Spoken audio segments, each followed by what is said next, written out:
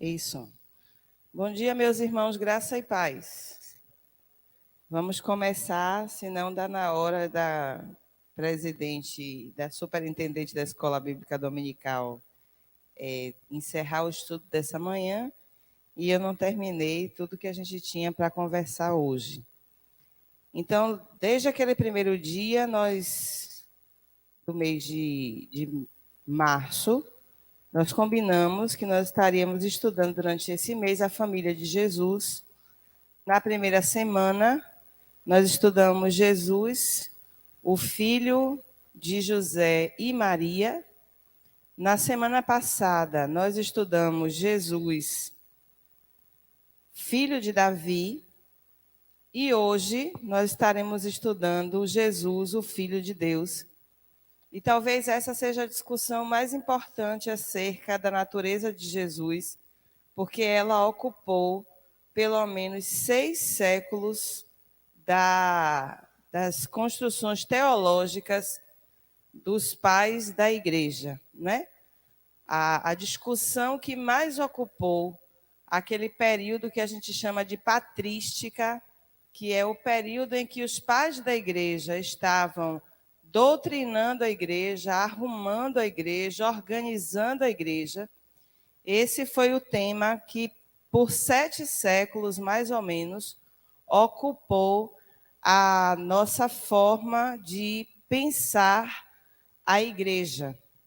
E é por isso que hoje nós vamos ler mais textos, né? Estaremos lendo mais textos, porque o objetivo da nossa lição de hoje é comprovar, não é nem provar, né? Mas é comprovar aquilo que os pais da igreja já haviam discutido há 1.300 anos atrás.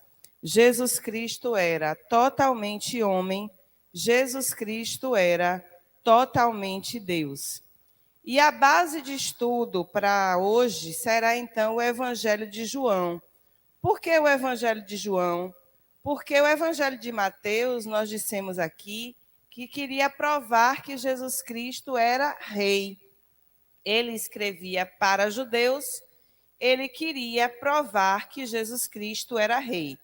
No Evangelho de Marcos, a tentativa da comunidade de Marcos é provar que Jesus Cristo era servo. Ele era aquele que viria para expiar o pecado do seu povo. Lucas tenta provar que Jesus Cristo era verdadeiramente homem. E nós estudamos aí durante as 2 últimas semanas abundantemente a perspectiva, tanto de Mateus quanto de Lucas, sobre o advento do Cristo.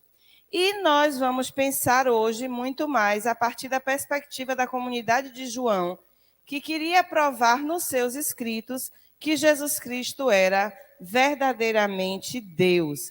Então, é nessa perspectiva que nós vamos pensar sobre a família de Jesus, Jesus, o Filho de Deus. Registrar nessa manhã a presença de Binha, né? Nossa irmã Ábia, que a gente ama tanto,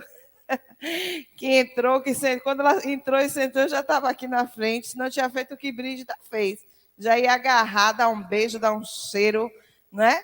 Porque é uma alegria imensa ter a Ábia aqui com a gente, Martinha, irmão Eudaldo Babino, irmão Marcos, pastor Dácio, Sarinha, Brígida, Luísa, Dini, eu falei Binho, Lívio. Teve gente que entrou aqui, o pastor está com a gente, então já tem muita gente aqui, mas é uma alegria, Binha, ter você aqui com a gente, viu? Então, vamos lá, meus irmãos, as leituras de referência hoje pela manhã. Vamos fazer essas leituras para que a gente possa refletir e pensar sobre essa filiação de Jesus, o Filho de Deus.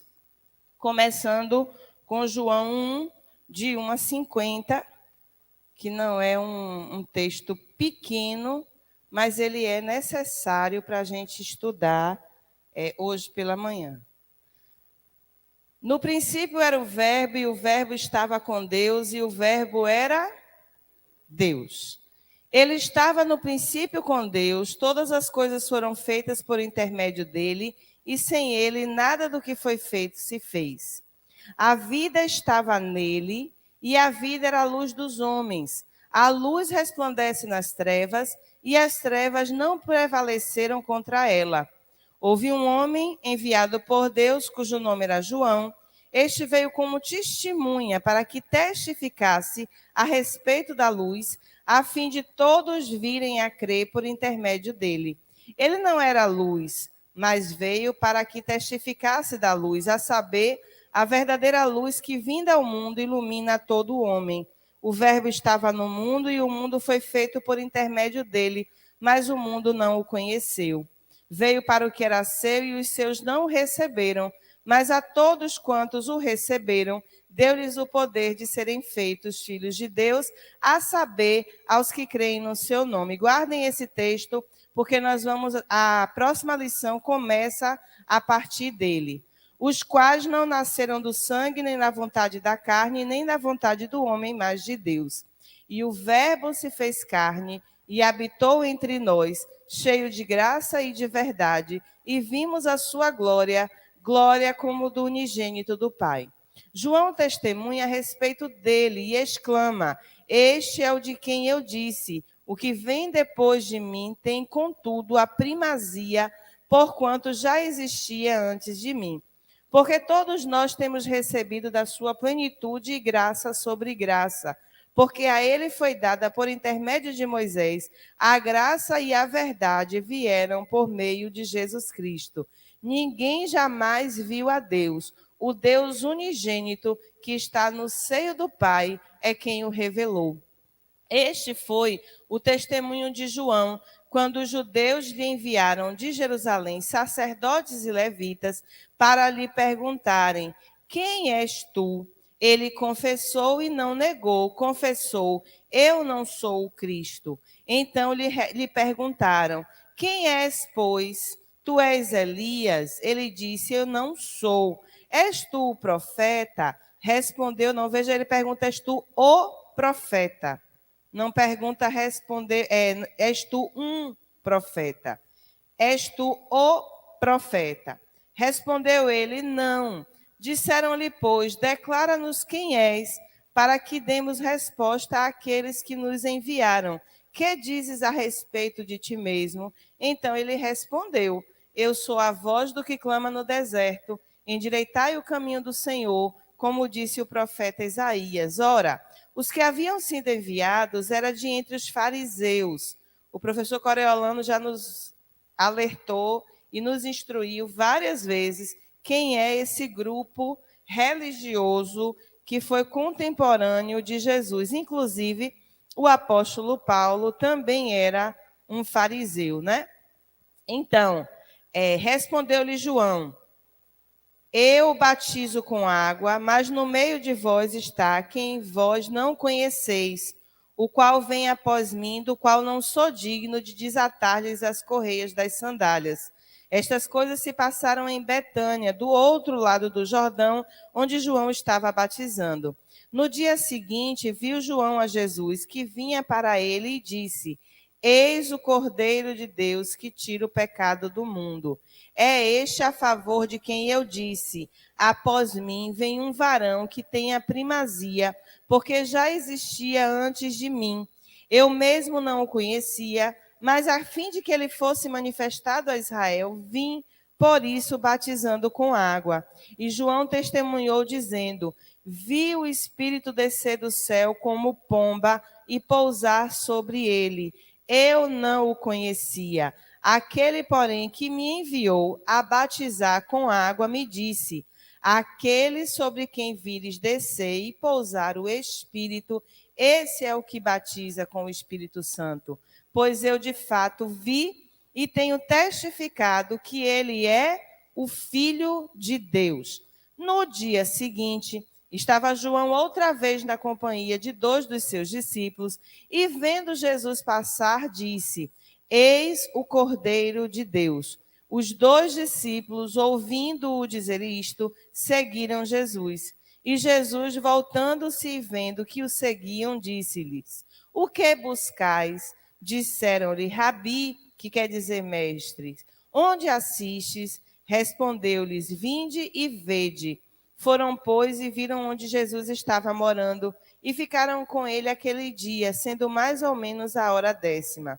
Era André, o irmão de Simão Pedro, um dos dois que tinham ouvido o testemunho de João e seguido Jesus. Ele achou primeiro seu próprio irmão Simão, a quem disse: Achamos o Messias, que quer dizer Cristo, e o levou a Jesus. Olhando Jesus para ele, disse: Tu és Simão, o filho de João, tu serás chamado Cefas, que quer dizer Pedro. No dia imediato, resolveu Jesus partir para a Galileia e encontrou a Filipe, a quem disse: Segue-me. Ora, Filipe era de Betsaida, cidade de André e de Pedro. Filipe encontrou a Natanael e disse-lhe: Achamos aquele de quem Moisés escreveu na lei e a quem se referiram os profetas, Jesus, o Nazareno, filho de José. Perguntou-lhe Natanael: De Nazaré pode sair alguma coisa boa? Respondeu-lhe Filipe: Vem e vê. Jesus viu Natanael aproximar-se e disse a seu respeito: Eis um verdadeiro israelita, em quem não há dolo. Perguntou-lhe Natanael: De onde me conheces? Respondeu-lhe Jesus: Antes de Filipe te chamar, eu te vi quando estavas debaixo da figueira. Então exclamou Natanael: Mestre, tu és o Filho de Deus, tu és o Rei de Israel. Ao que Jesus lhe respondeu: Por que te disse que te vi debaixo da figueira? Crês? Pois maiores coisas do que estas verás. E acrescentou: em verdade vos digo que vereis o céu aberto e os anjos de Deus subindo e descendo sobre o Filho do Homem. Esse é o texto base para que possamos refletir nessa manhã sobre essa perspectiva de que Jesus Cristo, de fato, é o Filho de Deus. E é a primeira afirmação que João faz nesse texto. No princípio era o Verbo estava com Deus e o Verbo era Deus. Na primeira lição, nós vimos um tema que, inclusive, João retoma no seu discurso. Que Jesus era filho de Maria, ninguém tinha dúvida. Todas as pessoas reconheciam que, de fato, o menino nascido, aquele que 30 anos depois se revelou um grande mestre em Israel, alguém que fazia muitos milagres, alguém que pregava o evangelho do reino, dizendo: o reino de Deus chegou. Aquele que foi chamado de o filho do carpinteiro, não é este Jesus, o filho do carpinteiro, a quem João novamente diz aqui, né? O filho de José. Não é ele filho de José e de Maria. Que ele era filho de Maria, todo mundo tinha certeza. Que ele era filho de José, havia algumas dúvidas. Porque, como vimos no primeiro domingo, Maria aparece grávida, não é do seu noivo, mas ela conta e reconta a história da visitação e, portanto, da concepção a partir de uma experiência com o Espírito Santo de Deus. Na semana passada, nós vimos que Jesus era o filho de Davi.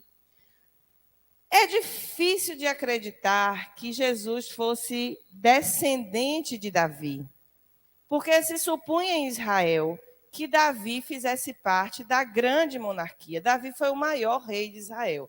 Israel teve reis melhores, mas o maior e o mais conhecido rei de Israel foi Davi. E nós vimos na aula passada que Davi quis construir uma casa para Deus, mas Deus não aceita. No entanto, Deus faz a ele uma promessa: eu vou construir uma casa para você. Eu vou lhe dar uma dinastia. Eu vou lhe dar um nome que vai sentar sobre o trono de Israel para sempre. Então, até hoje, a gente ainda tem resquícios de monarquia no Brasil. A proclamação da República foi proclamada em 1892.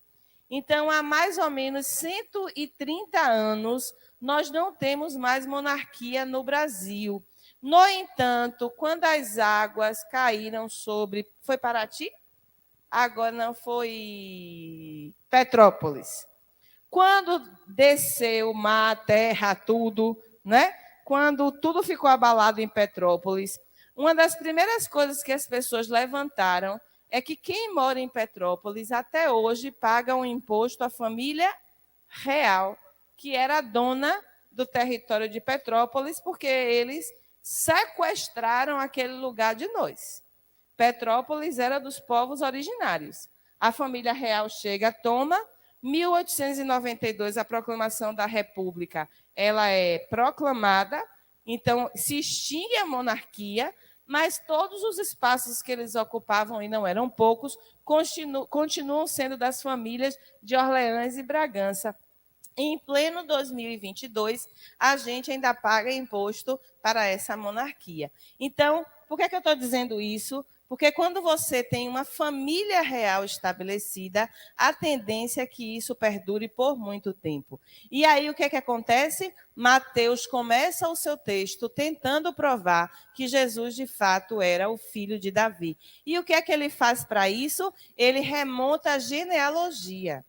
Ele vai pegando os sobrenomes, vai pegando quem veio antes de quem, até chegar em Davi.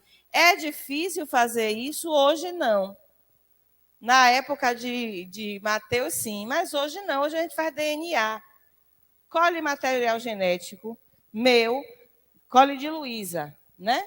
Aí vai descobrir que Luísa tem material genético meu, que por sua vez tem material genético de meu pai, que por sua vez tem do pai dele, do pai dele, e assim sucessivamente a gente consegue formar essa cadeia sucessória de quem deu descendência a quem. E aí, nesse sentido, é possível, de forma material, provar que Jesus era filho de Davi. Onde é que se localiza o gargalo? É provar que Jesus Cristo era o filho de Deus. Porque não há materialidade, não há provas materiais, não há material genético para você dizer que Jesus Cristo é o Filho de Deus. Veja que no próprio texto de João, ele é chamado de... Perguntam se ele é Eli, João Batista, se é Eli, ou se é Elias, né? Que é o maior dos profetas. Depois Jesus vai perguntar aos seus discípulos: quem dizem os homens que eu sou? Aí Pedro vai dizer: uns dizem que você é Elias, outros dizem que você é a reencarnação de João Batista, outros vão dizer que você é tantas outras figuras importantes de Israel. E aí Jesus pergunta: e quem vocês dizem que eu sou? Então, uma figura emblemática aparece na Galileia, realizando sinais, prodígios e maravilhas.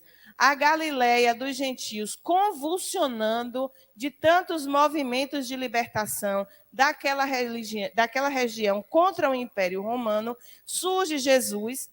É fácil provar que ele era filho de Maria, é possível provar que ele era filho de Davi, que ele era o descendente, que ele era aquele que ia ocupar o trono, como Deus prometera a Davi, mas é muito difícil você provar que, de fato, ele era o Filho de Deus.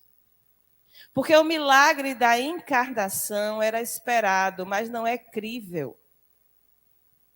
Todo mundo em Israel sabia que, em algum momento, o Filho de Deus nasceria de uma virgem. Eles sabiam que nasceria de uma virgem.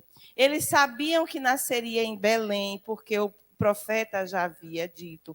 Eles sabiam que ele ia ser chamado de Nazareno. Eles sabiam de muitas coisas. Inclusive que esse Filho de Deus um dia encarnaria, porque isso estava escrito lá em Gênesis 3. Aquele texto que a gente chama de proto-evangelho. Porque um dia o descendente da mulher nascerá, a serpente lhe ferirá o calcanhar e ele lhe pisará e esmagará a sua cabeça. Então, desde As antiguidades, Israel já sabia que o Filho de Deus encarnaria, mas isso não é crível. Por quê? Porque em nenhum momento da história um Deus ocupou o nosso lugar. Durante todo o transcorrer da história, nós temos pessoas que quiseram ocupar o lugar de Deus. Por exemplo, Faraó. Essa figura da realeza egípcia, ela era considerada um deus. Amon, né?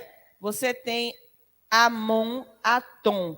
E aí o nome dos faraós são incluídos esse nome, ou Amon ou Atom, Akenaton, não é? Ele é a representação, ele é a encarnação desse Deus. Então, existem humanos que quiseram ser Deus, mas nunca na história da civilização humana um Deus quis tornar-se homem.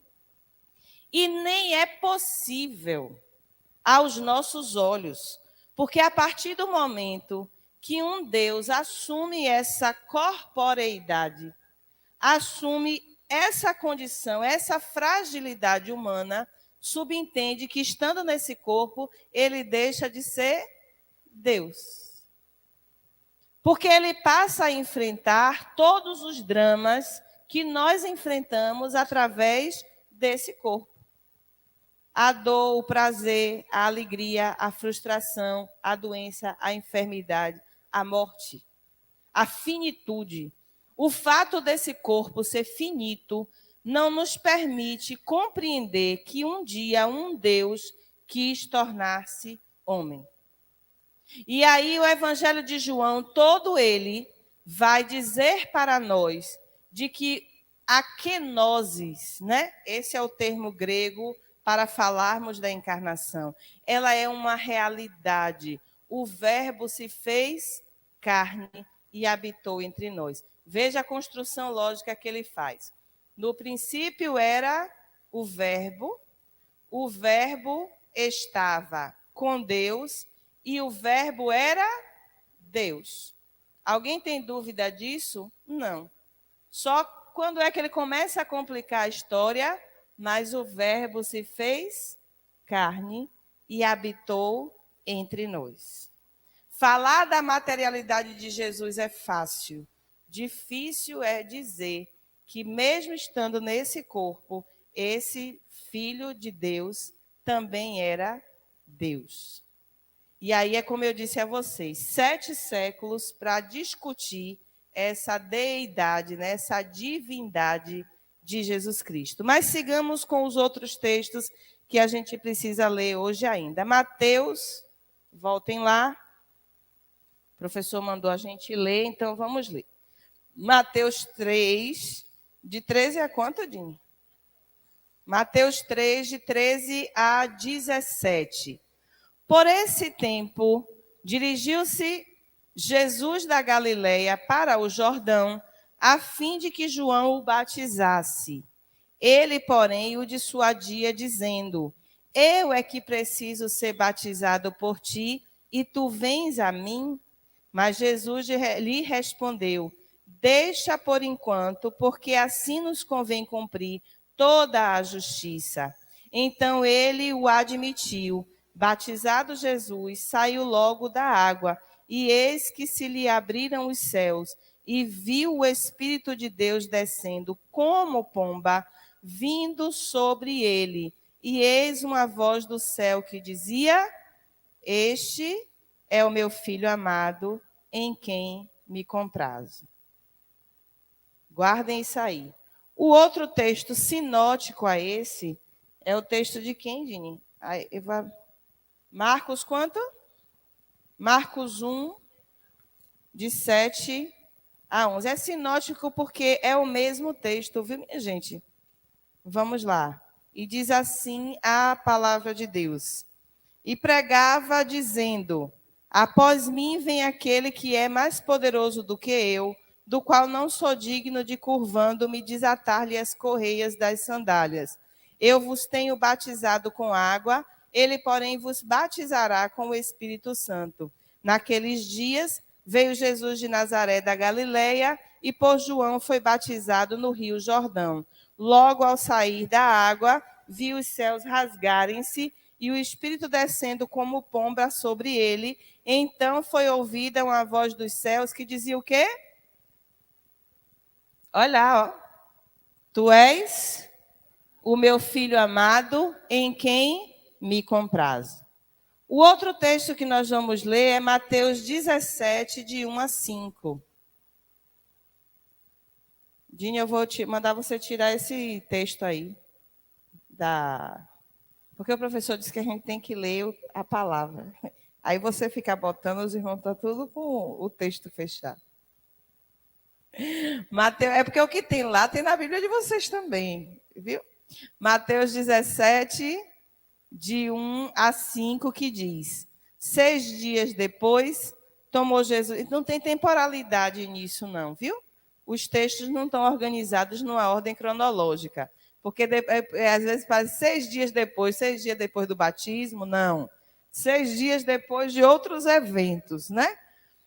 Tomou Jesus consigo a Pedro e aos irmãos Tiago e João, e os levou em particular a um alto monte, e foi transfigurado diante deles. O seu rosto resplandecia como o sol, e as suas vestes tornaram-se brancas como a luz.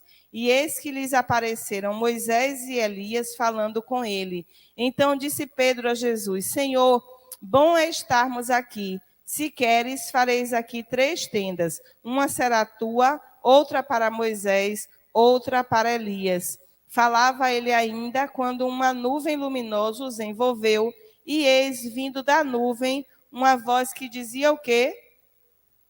Este é o meu filho amado, em quem me comprazo, a ele ouvi. Depois nós vamos ler Mateus 16, de 13 a 19. Está aí pertinho já. Indo Jesus para os lados da Cesareia de Felipe, perguntou a seus discípulos: Quem diz o povo ser o Filho do Homem? E eles responderam: Uns dizem João Batista, outros Elias, e outros Jeremias ou alguns dos profetas.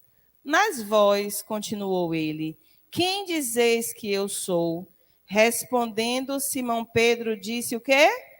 Tu és o Cristo, o Filho do Deus vivo. Depois tem um outro texto de referência. Não precisa ler essa parte não, Dini. Depois tem um outro que é Marcos ou é Lucas? João 11. Espera aí que eu abro a minha apresentação aqui, viu, Dini? Eu vou parar de te dar trabalho. João 11, a partir do 17, que diz assim: Chegando Jesus, encontrou Lázaro já sepultado havia 4 dias. Ora, Betânia estava a cerca de 15 estádios perto de Jerusalém. Muitos dentre os judeus tinham vindo ter com Marta e Maria para as consolar a respeito de seu irmão. Marta, quando soube que vinha Jesus, saiu ao seu encontro. Maria, porém, ficou sentada em casa. Disse, pois, Marta a Jesus: Senhor, se estiveras aqui, não teria morrido meu irmão. Mas também sei que, mesmo agora, tudo quanto pedires a Deus, Deus tu concederá. E declarou-lhe Jesus: Teu irmão há de ressurgir. E Marta diz: Eu sei, replicou Marta, que ele há de ressurgir na ressurreição no último dia. Disse-lhe Jesus: Eu sou a ressurreição e a vida. Quem crê em mim, ainda que morra, viverá. E de todo o que vive e crê em mim, não morrerá eternamente. Creis isso? E aí o que é que Marta responde? Sim, Senhor, respondeu ela. Eu tenho crido que tu és o Cristo, o Filho de Deus, que devia vir ao mundo. Depois disso, nós vamos ler Mateus 4 e Lucas 4. Volta lá para frente. Mateus 4 e depois Lucas 4. Mas não é Mateus 4 todinho, não. É só o 1 a 11, certo? A seguir, foi Jesus levado pelo Espírito ao deserto para ser tentado pelo diabo. E depois de jejuar 40 dias e 40 noites, teve fome. Então, o tentador, aproximando-se, lhe disse: se, olha aí, é uma partícula condicionante, né? O se é uma conjunção condicionante. Ela coloca uma dúvida sobre, ela não afirma, ela supõe. E às vezes supor é pior do que julgar. Se és filho de Deus, manda que estas pedras se transformem em pães. Jesus, porém, respondeu: está escrito, não só de pão viverá o homem, mas de toda a palavra que procede da boca de Deus. Então o diabo levou a cidade santa, colocou-o sobre o pináculo do templo e lhe disse: se és filho de Deus, atira-te abaixo, porque está escrito: aos seus anjos ordenará a teu respeito que te guardem, e eles te susterão nas suas mãos, para não tropeçares em alguma pedra. Respondeu-lhe Jesus: também está escrito: não tentarás o Senhor teu Deus. Levou-o ainda o diabo a um monte muito alto, mostrou-lhe todos os reinos do mundo e a glória deles, e lhes disse: tudo isto te darei, se prostrados me adorarem. Então Jesus lhe ordenou: retira-te, Satanás, porque está escrito: ao Senhor teu Deus adorarás, e só a ele darás culto. Com isto deixou o diabo, e eis que vieram os anjos e lhe serviram. E aí em João 4, e aí João não é um evangelho sinótico, mas ele é quem? É Lucas, né? Ah, então tá certo. Eu já ia para o lugar errado. Lucas 4, que é um evangelho sinótico, aí tá certo. Diga, Balbina, já quer falar? Mas veja, nós vamos ler todos os textos e eu vou dividir esses textos para explicar o que é que a gente vai pensar nessa manhã. Aí, na hora que chegar no texto que você pensou, aí é a hora e a gente vai franquear a mesma palavra. Certo, 2 termos. Ah, 2 dedos de prosa para te dar. João 4. Jesus, cheio do Espírito Santo, voltou do Jordão. Lucas 4. Voltou do Jordão e foi guiado pelo mesmo Espírito no deserto. Durante 40 dias, sendo tentado pelo diabo, nada comeu naqueles dias, ao fim dos quais teve fome. Veja que a perspectiva de Lucas ela é mais extensa, né? Na perspectiva de Mateus, parece que Jesus passou 40 anos jejuando e o diabo foi lá ao final do 40 anos, não, 40 dias. E parece que o diabo, ao final dos 40 dias, foi lá e começou a tentar Jesus. Já a perspectiva de Lucas é outra. Jesus estava no deserto e ele estava jejuando por 40 dias. E durante os 40 dias, o diabo todo dia ia lá para tentá-lo de alguma forma. Então, durante 40 dias, sendo tentado pelo diabo, nada comeu naqueles dias, ao fim dos quais teve fome. Disse-lhe então o diabo: se és o filho de Deus, manda que esta pedra se transforme em pão. Mas Jesus lhe respondeu: está escrito, não só de pão viverá o homem. E elevando-o, mostrou-lhe num momento, todos os reinos do mundo. E disse-lhe o diabo: dar-te-ei toda esta glória e a glória destes reinos, porque ela me foi entregue e a dou a quem eu quiser.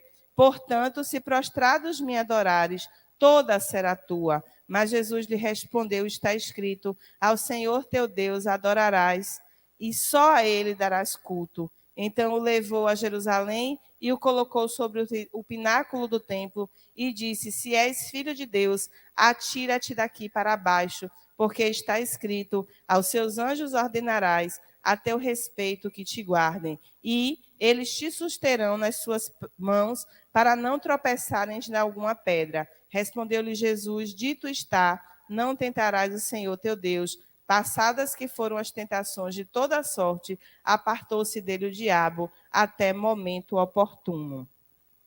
Marcos 5, de 1 a 8, voltem aí.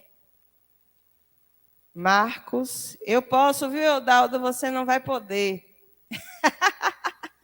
Marcos 5, de 1 a 8. Entre mentes, chegaram à outra margem do mar, à terra dos Gesarenos. Ao desembarcar, logo veio do sepulcro ao seu encontro um homem possesso de espírito imundo, o qual vivia nos sepulcros e nem mesmo com cadeias alguém podia prendê-lo, porque tendo sido muitas vezes preso com grilhões e cadeias, as cadeias foram quebradas por ele e os grilhões despedaçados, e ninguém podia subjugá-lo. Andava sempre de noite e de dia, clamando por entre os sepulcros e pelos montes, ferindo-se com pedras. Quando de longe viu Jesus correu e o adorou, exclamando com alta voz: Que tenho eu contigo, Jesus, Filho do Deus Altíssimo? Conjuro-te por Deus que não me atormentes. Porque Jesus lhe dissera: Espírito imundo, saia desse homem. O outro texto, Dini. Mateus 14, estão ouvindo? Mateus 14, 22 a 36. Achei. Logo a seguir, Jesus compeliu os discípulos a embarcar e passar diante dele para o outro lado, enquanto ele despedia as multidões. E despedidas as multidões, subiu ao monte a fim de orar sozinho. Em caindo a tarde, lá estava ele. Entretanto, o barco já estava longe, a muitos estádios da terra, açoitado pelas ondas, porque o vento era contrário. Na quarta vigília da noite, foi Jesus ter com eles, andando por sobre o mar. E os discípulos, ao verem-no andando sobre as águas, ficaram aterrados e exclamaram: É um fantasma! E tomados de medo, gritaram. Mas Jesus imediatamente lhes disse: Tende bom ânimo, sou eu, não temais. Respondendo-lhe Pedro, disse: Se és tu, Senhor, manda-me ir ter contigo sobre as águas. E ele disse: Vem. E Pedro, descendo do barco, andou por sobre as águas e foi ter com Jesus. Reparando, porém, na força do vento, teve medo e começou a submergir. E gritou: Salva-me, Senhor. E prontamente lhe disse: Homem de pequena fé, por que duvidaste? Subindo ambos no barco, cessou o vento, e os que estavam no barco o adoraram, dizendo: Verdadeiramente és filho de Deus. O outro texto, Dini. Marcos 15, 39. Marcos 15, já lá quase no finalzinho, né?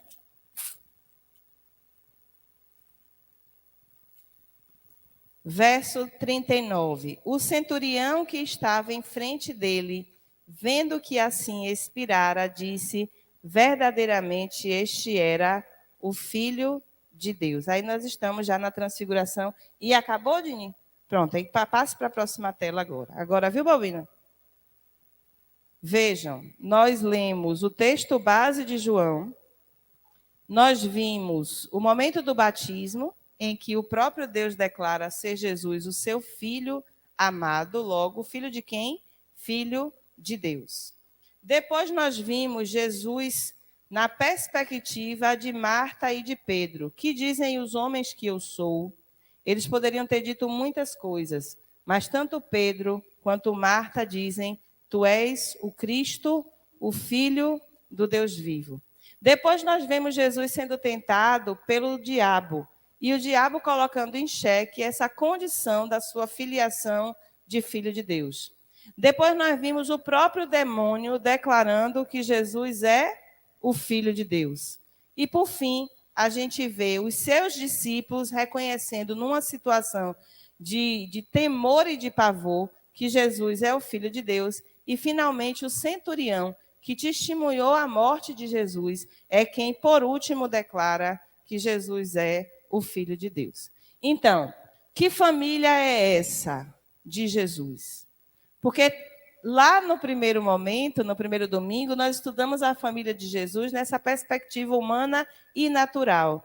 Quem era essa família de Jesus? Era Maria, era José, nasceu Jesus. Jesus teve outros irmãos, não é isso, irmão Eudaldo? Jesus teve outros irmãos a quem a igreja, durante muito tempo, a Igreja Católica defendeu e defende que eram primos de Jesus e não irmãos de Jesus, para sustentar a ideia de que Maria continua virgem e imaculada, para sustentar, por sua vez, a ideia de que Maria não é a mãe de Jesus, mas Maria é a mãe de Deus. Deus não tem mãe, não é? Deus é Deus, que constitui essa família que nós vamos estudar nessa manhã. Por outro lado, não é? Essa família de Davi é uma família biologicamente também comprovável. E ela se estabelece enquanto família do ponto de vista da hierarquia do poder. Mas é fácil dizer que Maria e José eram descendentes de Davi, que teve toda a sua linhagem descrita em Mateus. Isso é um tipo de família. Quando eu digo lá em casa, nós somos as Nascimento, né?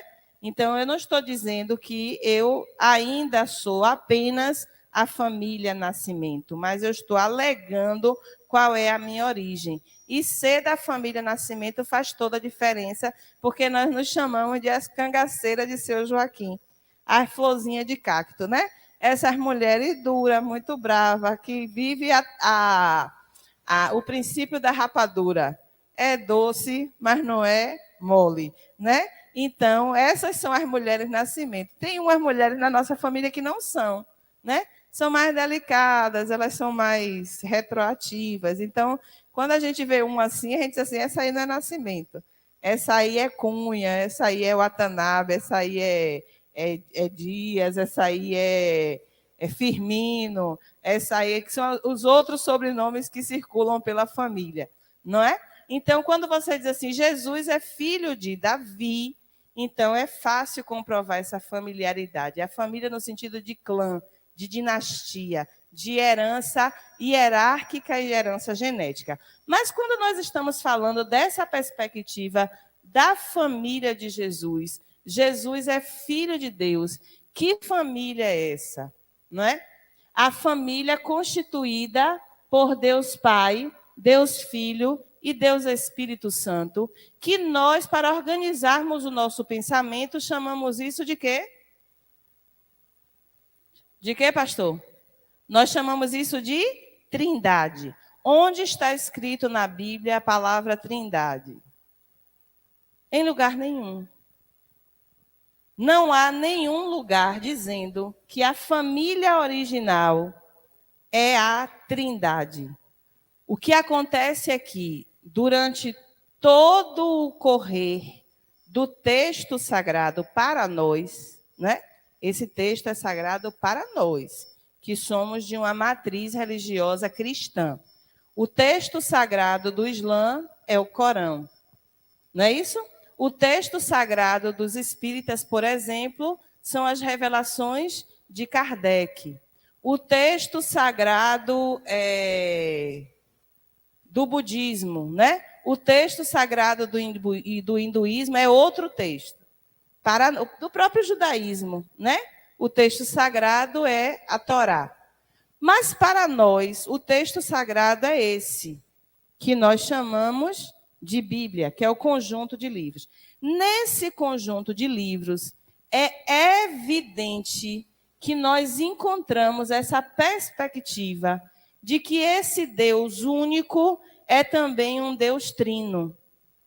O monoteísmo é o que diferencia os judeus de todas as outras religiões do seu tempo. Todos os outros povos adoravam vários deuses. Para cada tipo de situação, eles tinham um deus diferente. Isso nós encontramos na cultura egípcia. Quantos deuses tinha o Egito? Você tinha Ra, você tinha Amon, você tinha Atom, você tinha Ísis, você tinha Osíris, você tinha Sete, você tinha Nefertiti. Para cada situação da vida, eles tinham um deus diferente. Depois você vai para a cultura grega, que é a cultura que dominou o Ocidente, né? Você tem Zeus, você tem Cronos, você tem Ares, você tem Hades, você tem Perséfone, você tem Hércules, que já é um semideus. Aí você tem Adonis, que é um semideus. Mas para explicar cada situação da vida, você tem um deus diferente. Você vai para a cultura romana, do mesmo jeito. Você tem o deus Marte, você tem a deusa Vênus, você tem, para cada situação humana, um deus diferente. Você vai para o panteão de deuses da religião de matriz africana, não é? Você tem o Orum, que seria o paraíso, e lá no Orum você tem vários orixás, não é? Aí você tem Yansan, você tem Ogum, você tem Obaluaê. Para cada situação da vida, eles têm uma representação de Deus diferente. Na Índia, são mais de 3.000 deuses, sendo cridos e adorados nesse exato momento. Mas o que é que nos diferencia de todas as outras religiões? É que nós temos um Deus único. E é o que está escrito lá no primeiro mandamento. Não terás outros deuses diante de ti. É isso que nos define como religião única no mundo. Nós temos um Deus único. No entanto, o nosso Deus único se manifesta através da história em 3 pessoas diferentes. Quem são essas 3 pessoas? O Deus Pai, o Deus Filho e o Deus Espírito Santo. Dini, coloque aí para a gente Gênesis 3, de 1 a 14.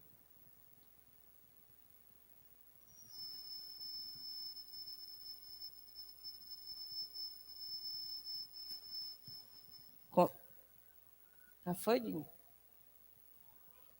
3, de 1 a 14. Aquele que está ali descrito.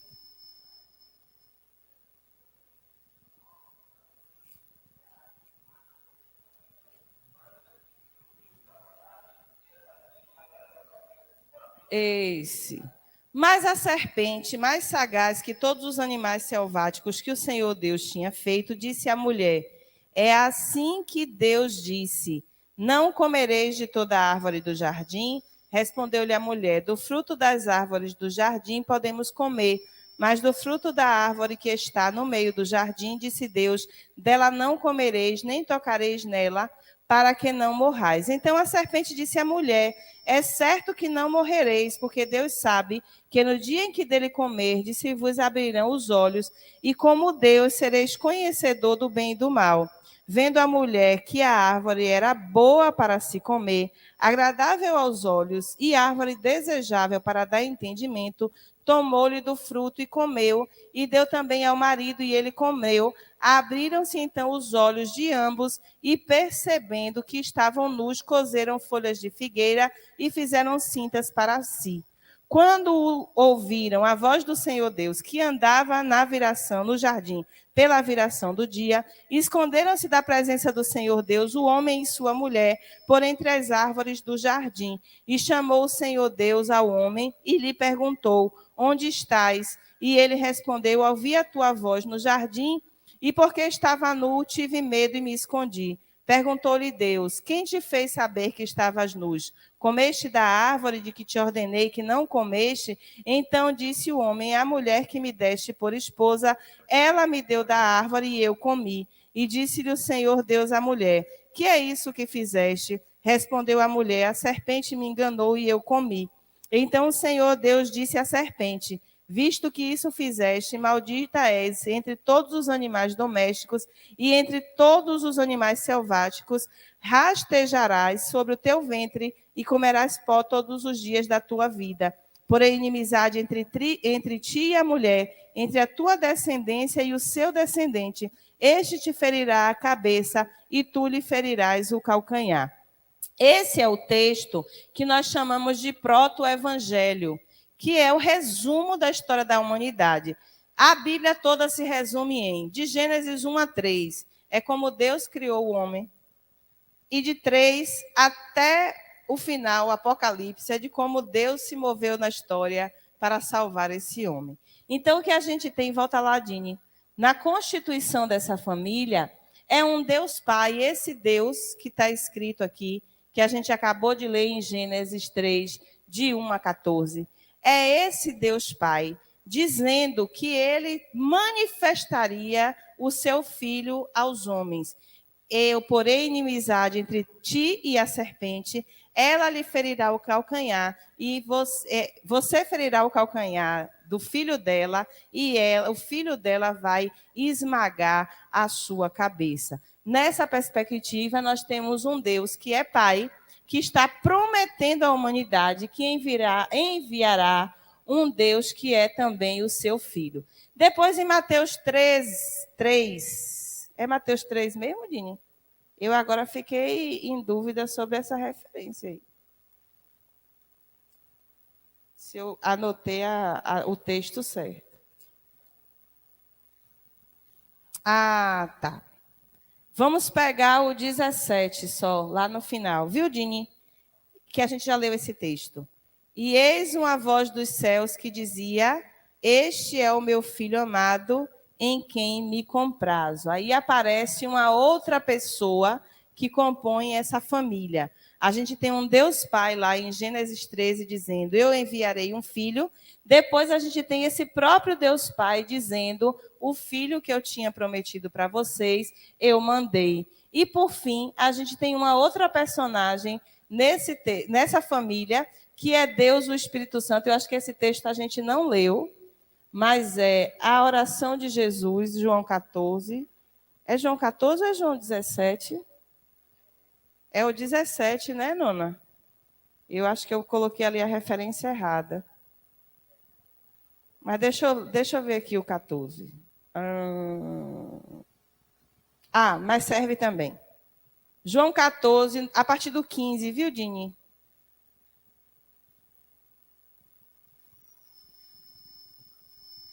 Que diz assim, ó, se me amais, é 14 mesmo, João 14, a partir do verso 15, não pegue lá do início, não. Se me amais, guardarei os meus mandamentos, e eu rogarei ao Pai, e ele vos dará o quê? Outro Consolador, a fim de que esteja para sempre convosco. E quem é o outro Consolador? O Espírito da verdade, que o mundo não pode receber, porque não o vê nem o conhece.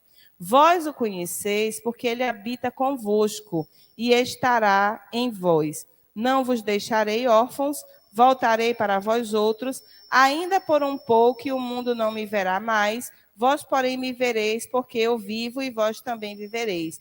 Naquele dia, vós conhecereis que eu estou em meu Pai, e vós em mim, e eu em vós. Aquele que tem os meus mandamentos e os guarda, esse é o que me ama, e aquele que me ama será amado do meu Pai, e eu também o amarei e me manifestarei a ele. Aí, lá no verso 26...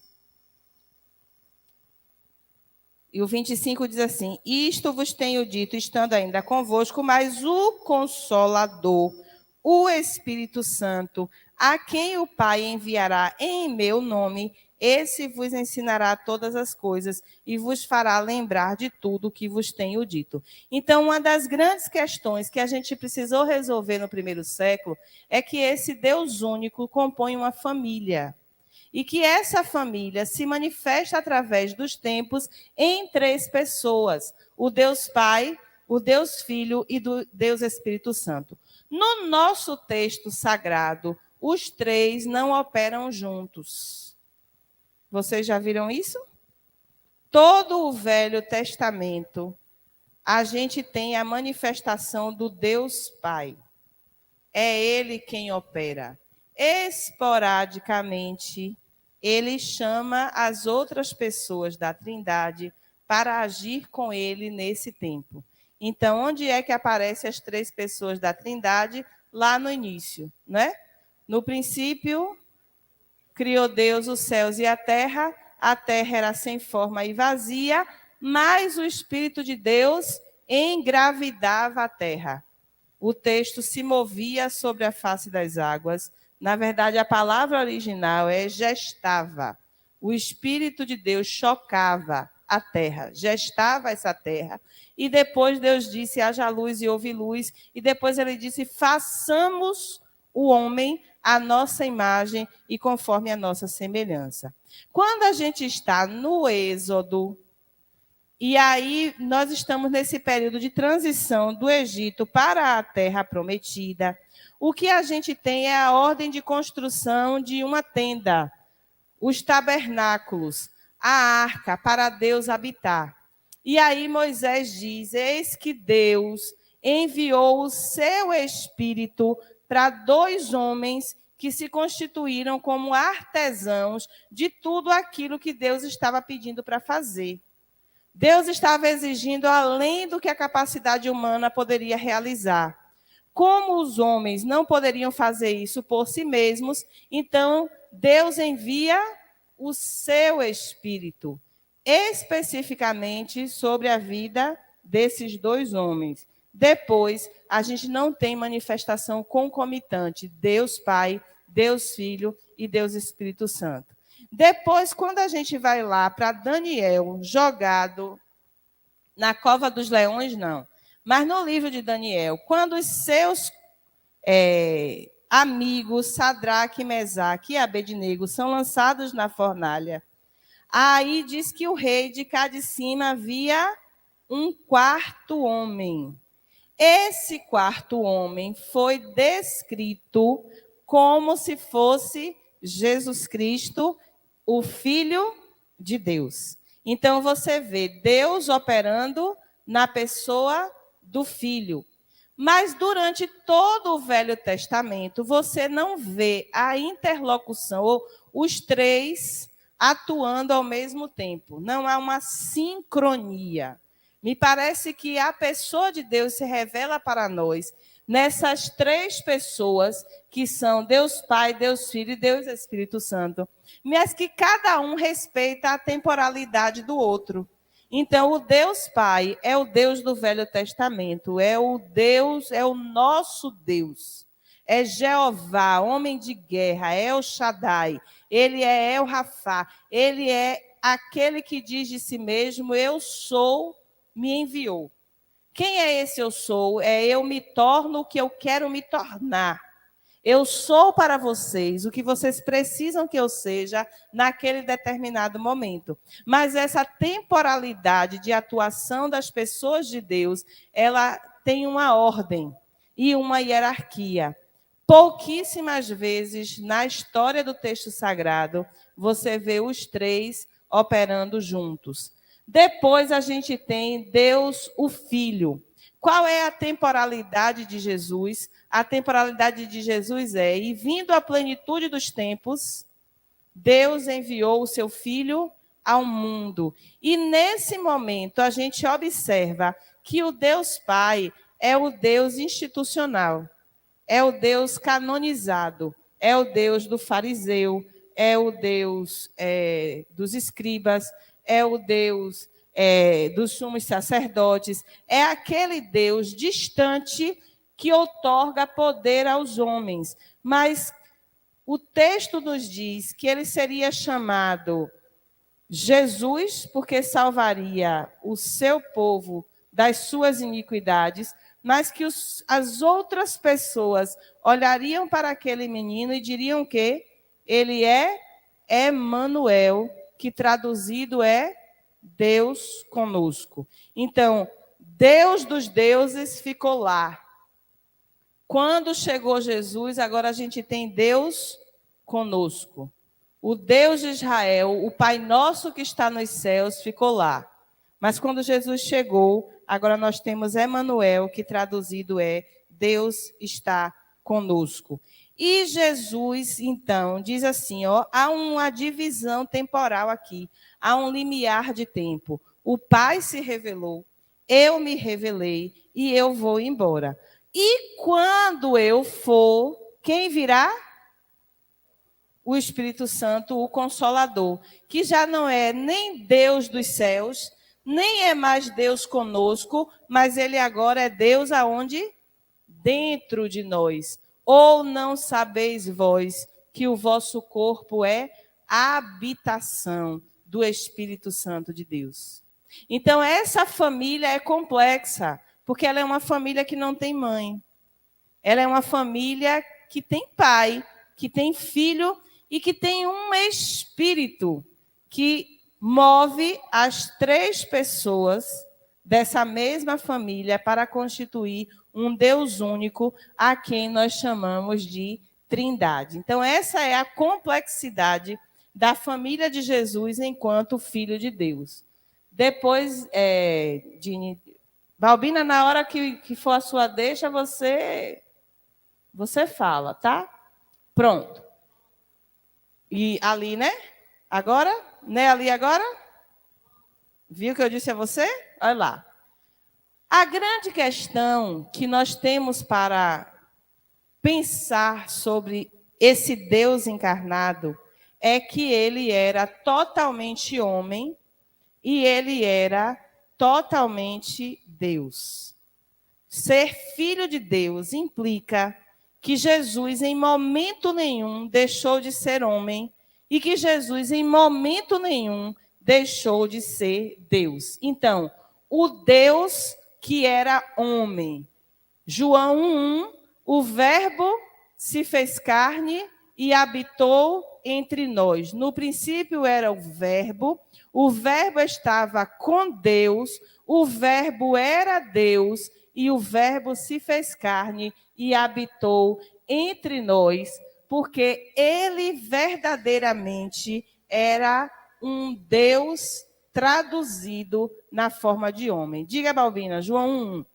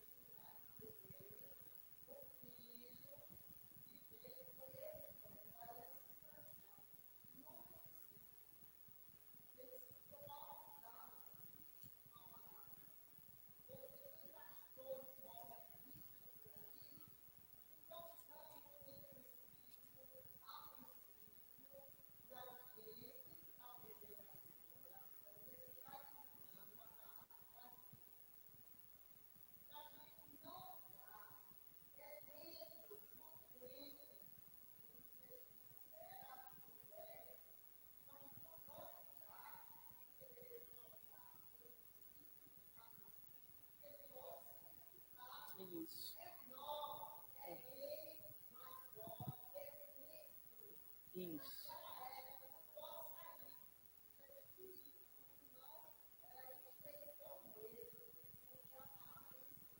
Isso. Isso.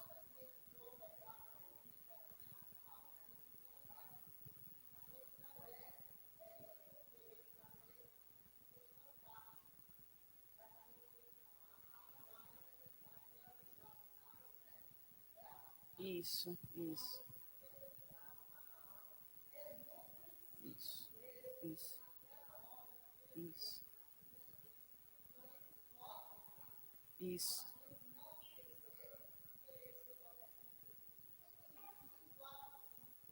Não. Isso.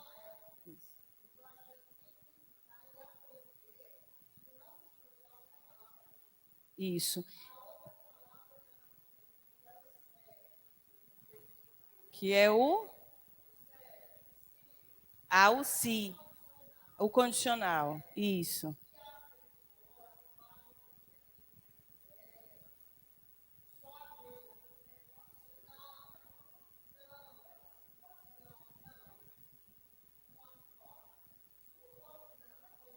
Isso.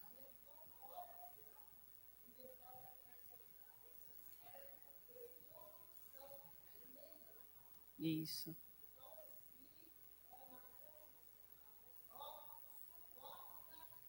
Isso.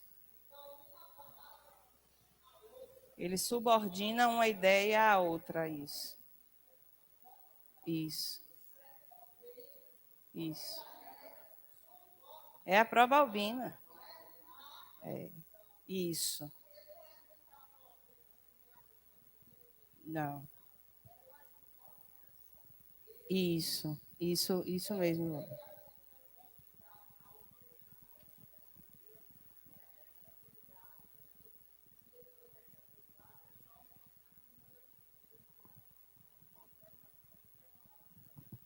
Isso. E é bom dizer, olha, a escrita de João, quando ele começa no princípio, que para o grego é a expressão Bereshit, né? Que é o mesmo Bereshit que aparece lá no princípio, a terra era sem forma e era vazia. E esse no princípio era o verbo, ele dá uma referência temporal. Que temporalidade é essa? É quando nada existia, quando o mundo não estava formado. Tanto Deus criou o mundo, quanto Jesus já era o Verbo, ele já era o Filho de Deus e ele já estava com Deus. Depois a gente vai ler em Filipenses 2, de 5 a 11, e isso é o texto mais lindo da palavra de Deus, é esse.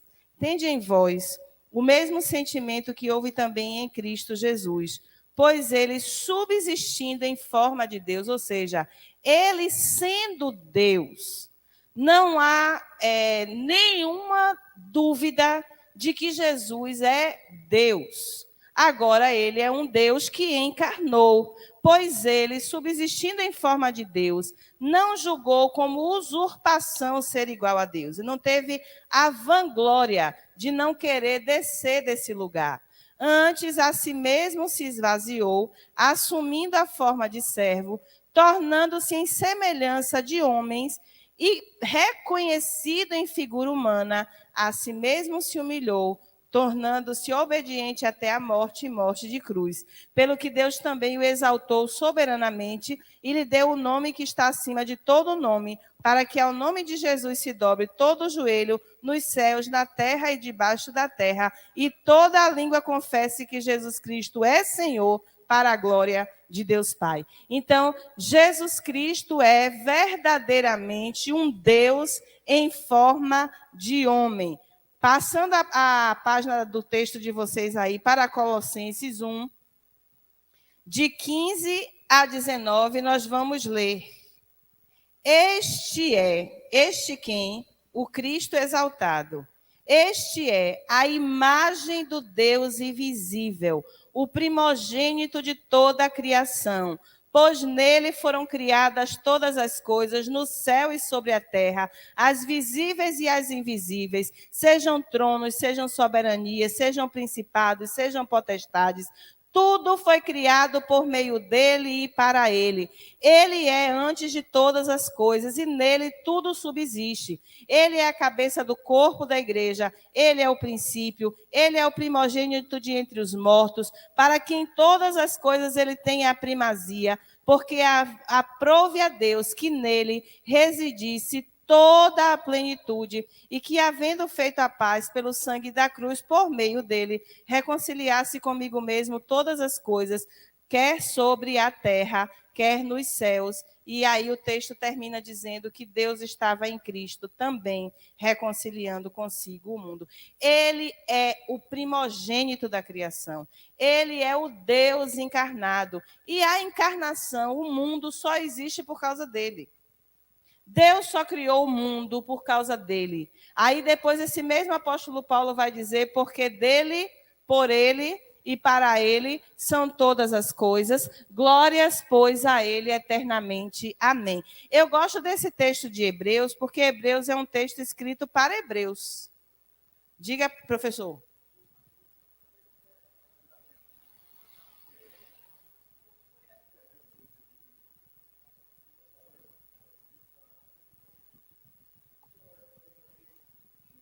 Pronto.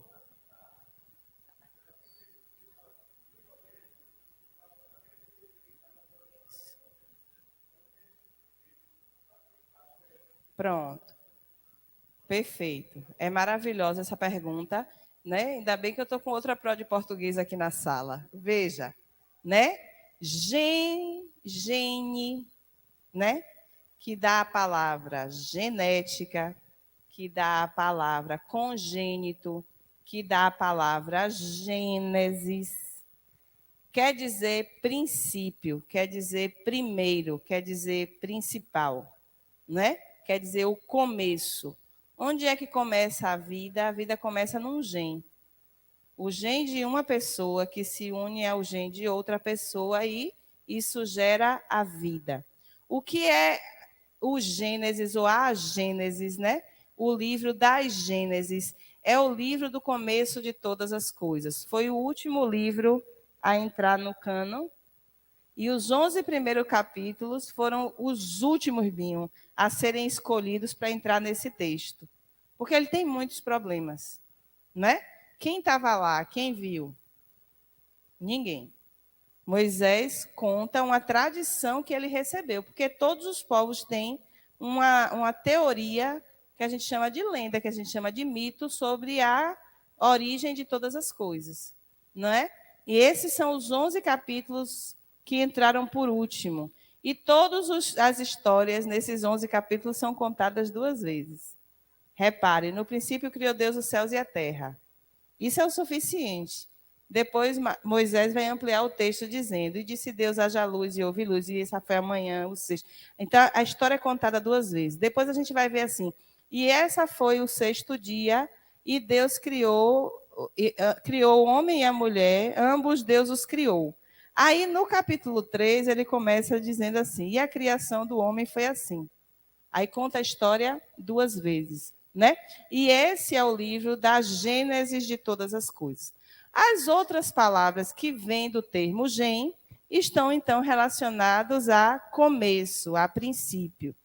Então, quando a gente diz assim, Jesus é o primogênito, primo de primeiro, daquele que veio antes. Então, primogênito é o que foi o primeiro nascido de Deus. Quando a gente tem a morte no Egito, a morte vai matar quem? A morte vai matar. A morte vai matar quem? Os primogênitos. Não havia dúvida que morreria o primeiro filho, o homem. Não tem escapatória, Binho.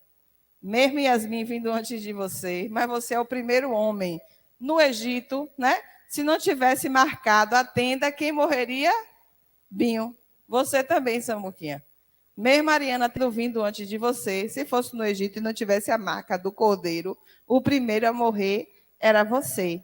E lá em casa também, né, Lu? Você ficaria, Nina ficaria, o pobre do meu bilinho é que seria levado. Primogênito, o primeiro a ser nascido. Isso numa perspectiva de descendência. Então, quando a Bíblia diz que Jesus Cristo é o primogênito de todas as coisas, ela está se referindo a essa descendência no sentido hierárquico. Quem é que tem o primeiro direito? Jesus. Quem é o primeiro filho de Deus? Jesus. Quem é o primeiro a ressuscitar dentre os mortos? Jesus. Ele ressuscita primeiro para que todos nós depois possamos ressuscitar juntamente com eles. Então, isso dá a Jesus um lugar de primazia. Olha aí, prima de novo. É o primeiro lugar. Esse é o primogênito de Deus.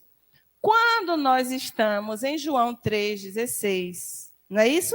Porque Deus amou o mundo de tal maneira que deu o seu filho primogênito, não. Ele diz o seu filho unigênito, para que todo aquele que nele crê não pereça, mas tenha a vida eterna. Para reforçar a ideia de que há um só Salvador. Só há um único homem que pode salvar os homens dos seus pecados, Jesus Cristo, o único que foi nascido de Deus, unigênito, o único que teve o começo no gene de Deus. Então, primogênito é descendência e hierarquia, ele é o primeiro de todas as coisas, mas unigênito delimita o campo de que só há um Salvador, o único que nasceu de Deus. Quem é ele? Jesus Cristo, o Filho de Deus. E essa pergunta foi muito boa. Queria ouvir isso? Olha aí, nem combinamos, mas eu estou estudando, eu estou fazendo minha lição de casa. É porque eu sei que aqui tem um bocado de aluno que faz pergunta difícil para o professor.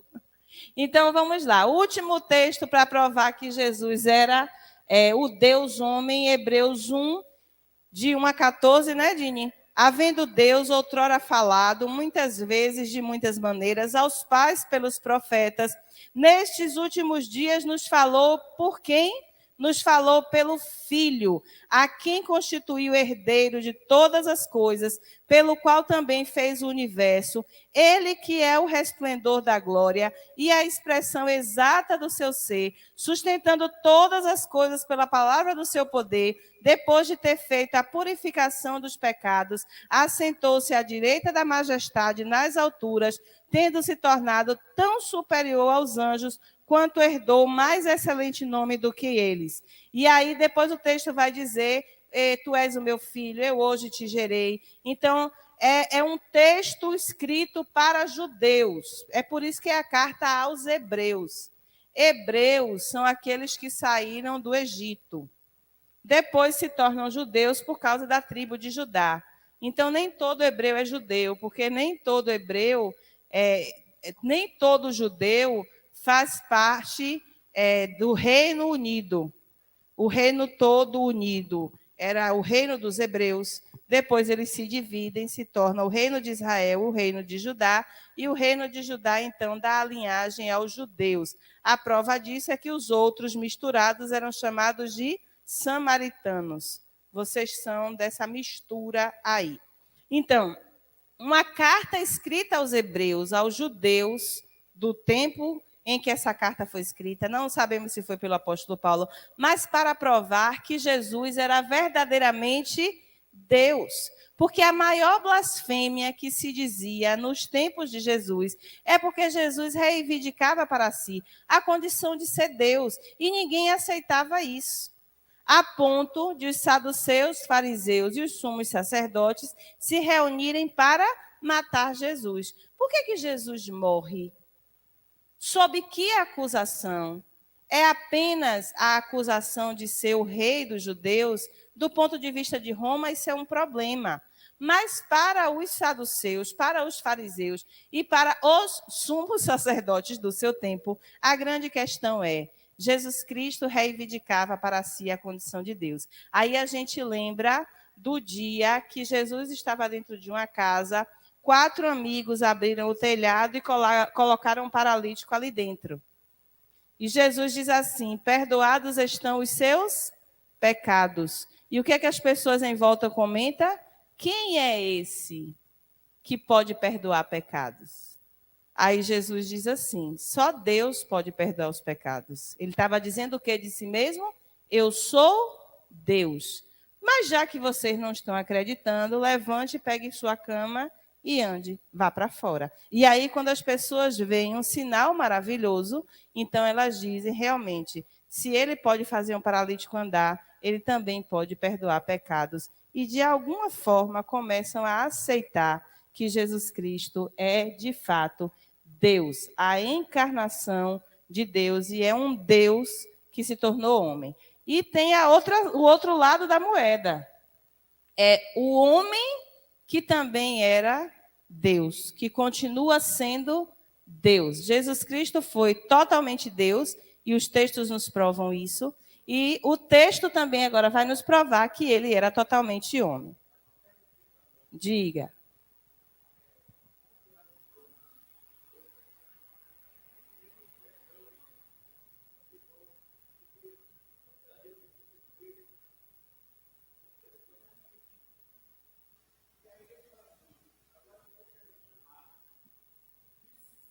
Filhos de Deus.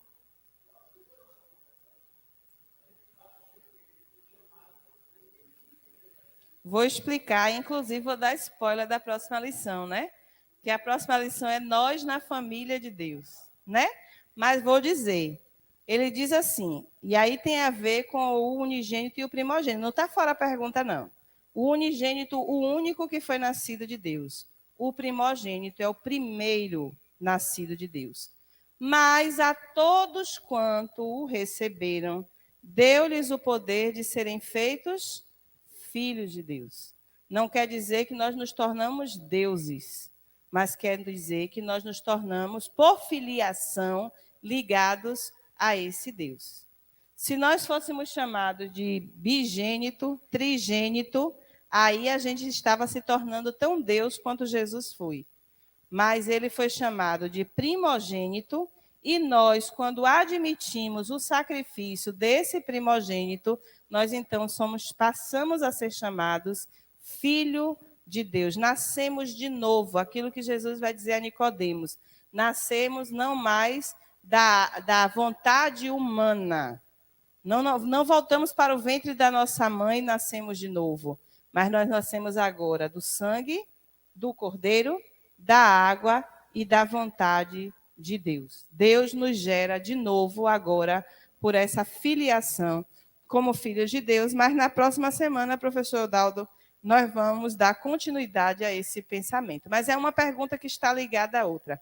Por que é que Jesus é o primogênito? Porque depois dele, todos nós ganhamos a condição de sermos chamados filhos de Deus, especificamente por termos crido no seu nome. Jesus totalmente homem, Lucas 2, de 1 a 7, é um texto que nós já estudamos aqui, não é? Que vai dizer, naqueles dias foi publicado um decreto de César Augusto, convocando toda a população do império para recensear-se. O primeiro recenseamento foi feito segundo Quirino. Quando Quirino era governador da Síria, todos iam alistar-se, cada um à sua própria cidade. José também subiu da Galileia, da cidade de Nazaré para a Judeia, a cidade de Davi, chamada Belém, por ser ele da casa e família de Davi, a fim de alistar-se com Maria, sua esposa, que estava grávida. Estando eles ali, aconteceu completarem-se-lhe os dias, e ela deu à luz ao seu filho primogênito, enfaixou e o deitou numa manjedoura, porque não havia lugar para eles na hospedaria. Veja, Jesus encarnou. E ele veio, apareceu sobre a face da terra? Não. Uma história foi construída antes dele. A mãe o concebeu como todas as mulheres concebem os seus filhos. E ela deu à luz a um bebê. O menino Deus não nasceu um homem feito. Ele não apareceu como um profeta. Por vias naturais, da forma como todos os outros seres humanos vieram ao mundo, Jesus chegou para nos provar que ele era um homem-Deus. A gente já tem certeza que ele era um Deus-homem, mas agora nós também sabemos que ele é um homem-Deus. João 4, de 1 a 8, é o texto em que Jesus está com a mulher samaritana, e o texto vai nos dizer que ele tinha o quê? Quando, pois, o Senhor veio a saber que os fariseus tinham ouvido dizer que ele, Jesus, fazia e batizava mais discípulos que João, se bem que Jesus mesmo não batizava, e sim os seus discípulos, deixou a Galileia, retirando-se outra vez para a Galileia. E era-lhe necessário atravessar a província de Samaria. Chegou, pois, a uma cidade samaritana, chamada Sicá, perto das terras que Jacó dera a seu filho José. Estava ali a fonte de Jacó. Cansado da viagem, assentaram-se juntos à fonte por volta da hora sexta. Veja, Jesus estava cansado da viagem. Nisto veio uma mulher samaritana tirar água e disse-lhe Jesus, dá-me de beber. Ele pediu água para beber porque ele estava com? Pois seus discípulos tinham ido à cidade para comprar alimentos. Por que foram comprar alimentos? Porque ele também estava com fome. Então, nós encontramos um Jesus com todas as características físicas de um humano. Além de ter nascido um bebê, ele estava cansado, ele estava com sede e ele estava com fome. João 2, de 12 a 17. Ai, meu Deus. Bora correr aqui. Depois disso, desceu ele para Cafarnaum com sua mãe, seus irmãos e seus discípulos, e ficaram ali não muitos dias, estando próximo à Páscoa dos judeus. Jesus subiu para Jerusalém, encontrou no templo os que vendiam bois, ovelhas e pombas, e também os cambistas assentados, tendo feito um azorrague de cordas, ou seja, tendo feito um chicote, expulsou todos do templo, bem como as ovelhas e os bois, derramou pelo chão o dinheiro dos cambistas, virou a mesa e disse aos que vendiam as pombas, tirai daqui estas coisas, não façam da casa de meu pai casa de negócios. E lembraram-se os seus discípulos do que está escrito, o zelo da tua casa o consumirá. Jesus faz um chicote, Jesus açoita os bois, os jegue, as pessoas, vira a mesa, joga no chão, porque ele estava com o quê? Ele estava como? Podem falar, é Jesus, mas vocês podem falar. Ele estava com raiva. Ele estava indignado. E é isso que depois Leonardo Boff vai explicar para nós, chamando de Santa Iracúndia. E o texto é muito claro, ele diz, irai-vos, mas não pequeis. Há algum pecado em irar-se? Não. Há pecado quando você transforma essa ira em outras coisas, em vingança. Mas é a Santa Iracúndia. A igreja tem um texto sobre isso. É quando esse sentimento de indignação lhe move para promover justiça, para promover o que é certo. O que os cambistas estavam fazendo no templo era certo? Não. Estavam transformando a casa de Deus em mercado. Não diferente do que se faz hoje. É que a gente não tem a Santa Iracúndia de Jesus Cristo para mandar muita gente descer. Ontem Lívia mandou para mim um vídeo. O pastor, viu, pastor Nilson? E pastora Leonai. O pastor e a pastora, eu vou mandar para você assistir. O pastor e a pastora pegam uma bola de soprar, enche a bola e depois vende a bola por R$ 500. Mas ele não está vendendo a bola. Ele está vendendo o ar do pastor. O sopro do pastor, e o sopro, aí ele diz assim, e o sopro da pastora também está à venda. Então, faça a respiração para encher essas bolinhas. Então, a gente vê essas coisas, às vezes a gente ri, às vezes a gente faz uma crítica e deixa para lá. Mas o que a gente deveria sentir é o que Jesus sentiu aqui, ó. Quando a gente vê uma situação como essa, a palavra de Deus sendo profanada, o santuário de Deus sendo profanado, não esse santuário o templo, mas o santuário, a santidade de Deus sendo profanada, nós deveríamos sentir como pessoas, como homens e mulheres que somos, o que Jesus sentiu, a santa iracúndia, puxar o chicote, virar a mesa, denunciar, botar para fora. Isso prova que ele era apenas um Deus, isso prova que ele era homem, sujeito às mesmas paixões, sentindo o mesmo que a gente sente, mas em momento nenhum ele deixou de ser o Deus homem para ser o homem Deus. Ele era Deus e ele era homem. Depois a gente tem um texto de Lucas 2, esse a gente já leu, não foi? Lucas 22. Voltem aí um pouquinho. Vai dar tempo, viu? Vai dar tempo? Já está com o negócio aí na mão, é? Lucas 22. E saindo foi, como costumava, para o Monte das Oliveiras, e também os seus discípulos o seguiram. E quando chegou àquele lugar, disse-lhes, orai para que não entreis em tentação. E apartou-se deles cerca de 1 tiro de pedra, e pondo-se de joelhos, orava, dizendo, Pai, se queres, passa de mim este cálice. Jesus estava com o quê nesse momento? Jesus estava com? Fale alto, Dini. Jesus estava com medo. Pai, se possível, passe de mim esse cálice. Todavia, não se faça a minha vontade, mas a tua. E apareceu-lhe um anjo do céu que o fortalecia. Veja, ele precisou de ajuda do alto para enfrentar esse momento. E posto em agonia. Quem é que agoniza?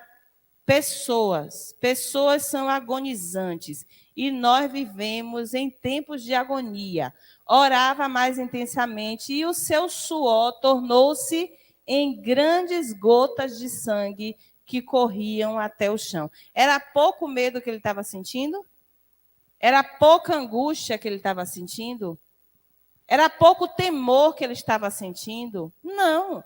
Ele suava e se apertava tanto, e se contristava tanto do medo que ele estava, do que ele iria passar, que os seus vasos mais superficiais se partiam. E aí, ao invés de ficar aquelas ronchas que ficam na gente, esse suor se misturava com sangue e as gotas caíam no chão. Ah, porque ele ia se afastar de Deus pela primeira vez? Não, porque ele era tão homem, tão mulher, quantos nós todos aqui que estamos somos.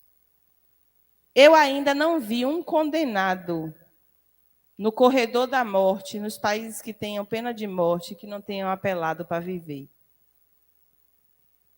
Eu ainda não conheci uma história de corredor de morte que a pessoa tenha ido voluntariamente, eu vou morrer mesmo, e por mim está tudo bem.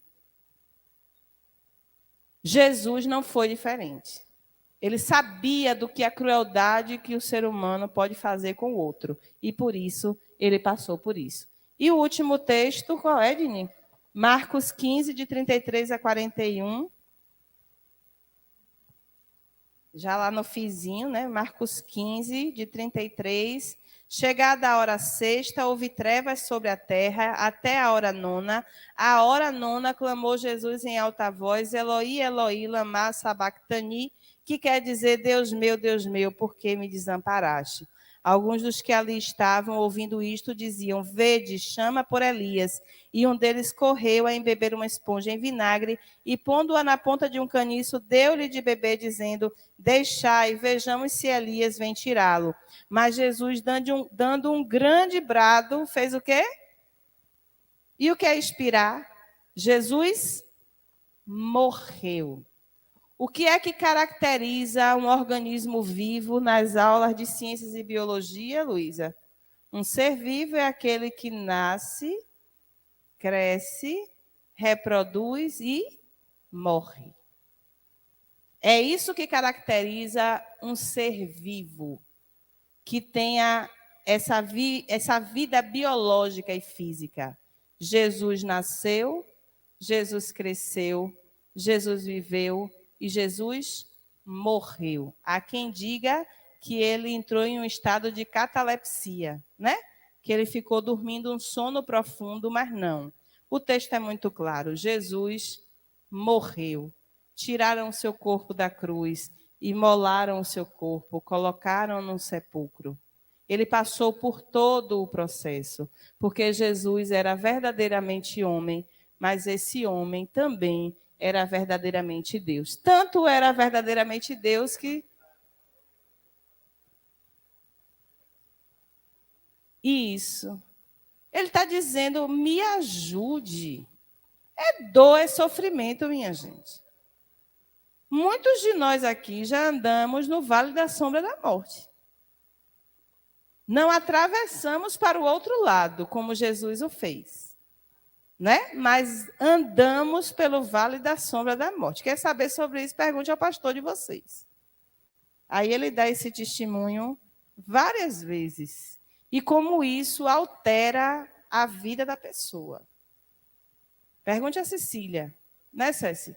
O que é andar do ladinho do vale da sombra da morte. E não tem quem, num momento como esse, não se desespere. E é bom até que a gente se desespere, para não ficar achando que a gente é super Deus, super pessoa, super ser humano. É natural que a gente desespere quando a gente passa por um momento como esse, não é, Binha? Quando a gente anda pelo vale da sombra da morte. Então, quando Jesus diz, Elohim, Elohim, lama sabactani, ele está dizendo, me ajude, socorro, isso aqui dói demais. Isso é a prova do que a crueldade humana é capaz de fazer com outra pessoa. E Jesus era totalmente homem e ele era totalmente Deus. E para encerrar, essa é a última, né? Só para dizer para nós quem reconheceu que Jesus era o Filho de Deus. Lembra como foi que eu comecei? Lá no início foi muito fácil dizer que Jesus era filho de Maria. Foi fácil ou não foi? Foi. A comunidade sabia, as pessoas diziam, esse não é Jesus, o filho do carpinteiro? Esse não é Jesus de Nazaré? Olha aí o que é que Natanael diz. E pode sair alguma coisa boa de Nazaré? Reconhecer essa filiação biológica de Jesus era muito fácil. Depois a gente viu que Jesus era filho de Davi e muitas pessoas reconheceram isso, inclusive os mais necessitados. Quando Jesus nasce, Simeão reconhece que ele é filho de Davi. Ana reconhece que ele é filho de Davi. Isabel reconhece que ele é filho de Davi. Os cegos de Jericó dizem o quê? Jesus, filho de Davi, tenha compaixão de mim. Para as pessoas daquela época que aguardavam um Salvador, que aguardavam um libertador da sua condição humana, era fácil reconhecer que Jesus Cristo era filho de Maria e era filho de Davi. Mas reconhecer que Jesus é filho de Deus foram pouquíssimas pessoas. Pouquíssimas. Para falar de pessoa, pessoa mesmo, Pedro e Marta. Quem dizem os homens que eu sou? Tu és o Cristo, o Filho do Deus vivo. Quem foi que disse isso? Quem disse isso foi Pedro e quem disse isso foi Marta. E olhe como a igreja é misógina. Olhe como a igreja é machista e ela é patriarcal. Pedro e Marta têm a mesma revelação. Eles declaram a mesmíssima coisa. Mas quem é o pai da igreja? Pedro. Todas as vezes que a gente vai falar sobre constituição de igreja, igreja como fundamento, a gente fala de quem? De Pedro. Mas a gente não fala de Marta. Né, Marta Márcia? A gente não fala de Marta, não dá a ela o status que Pedro tem, embora os dois tivessem tido a mesma revelação. Tu és o Cristo, o Filho do Deus vivo. Quem é o outro que sabia que Jesus era o Filho de Deus? Era o diabo. Tanto sabia que ele coloca isso em xeque. Se, olha aí o se, nessa condição, né? Se tu és o Filho de Deus, ele quer que Jesus entre em dúvida acerca da sua origem, do seu Gênesis, do seu princípio. Se você é filho de Deus. Tanto ele sabia que a proposta era essa. A outra pessoa que reconheceu são os seus discípulos mais próximos, aqueles que estavam no barco quando Jesus acalma a tempestade. E aí eles vão dizer, verdadeiramente, tu és o Filho de Deus, porque até os ventos e os mares se submetem à sua vontade. E, por fim, quem é que mais reconhece que Jesus é o Filho de Deus? Eu pulei ali os demônios, né? Mas vocês lembram que a gente leu o texto da cidade de Gadara? Então, os demônios reconhecem, os gesarenos não. Mas os demônios dizem assim, por que, filho de Deus, você veio para mim agora? Ainda não é seu tempo. Não me expulse, não me tire daqui. Deixa eu continuar fazendo o que quero. Então, os demônios sabiam que ele era filho de Deus. Os discípulos mais próximos e, por fim, o último que reconhece que Jesus era o Filho de Deus é o centurião que está olhando para a sua morte na cruz. E por que o centurião diz isso? Porque houve trevas sobre a terra. A face da terra se rasgou. Houve um fenômeno no templo, uma espécie de terremoto, rasgou o véu de alto a baixo. Então, houve um cataclisma. O tempo se alterou, o mundo se alterou, e depois que acontece tudo isso, o centurião diz o quê? Verdadeiramente esse era o Filho de Deus. Por que eu estou trazendo isso? Porque há uma dificuldade de nós defendermos a ideia de que Jesus Cristo, além de ser filho de Maria, além de ser filho de Davi, sobretudo ele era o Filho de Deus. E que, em sendo filho de Deus, foi totalmente homem e foi totalmente Deus. E, havendo ressuscitado dentre os mortos, ele continua reinando ao lado de Deus, né? De Deus o Pai. É isso que Estevão diz. Eu vi os céus abertos, eu vi um assentado em um trono e havia um outro que estava em pé à sua direita. E foi para esse lugar que Estevão foi levado. Né? Ele é o Filho de Deus, ele é ressurreto, ele está vivo. Eu falei com ele hoje. Vocês falaram com ele também? Falaram com ele hoje? Jesus Cristo está vivo e eu falei com ele hoje, não é? Está à destra de Deus, aguardando o grande dia em que ele voltará para buscar a sua igreja. E me parece que é sobre isso que nós vamos falar um pouco mais agora com o pastor Nilson. Muito obrigada. Eu disse 10h30, mas nós já estamos em 10h44. Você deixou, não foi? Você gosta. Domingo que vem, com spoiler de irmão Eudaldo, nós vamos falar nós nessa família. nós em relação a essa família. Muito obrigada, meus irmãos. Deus nos abençoe.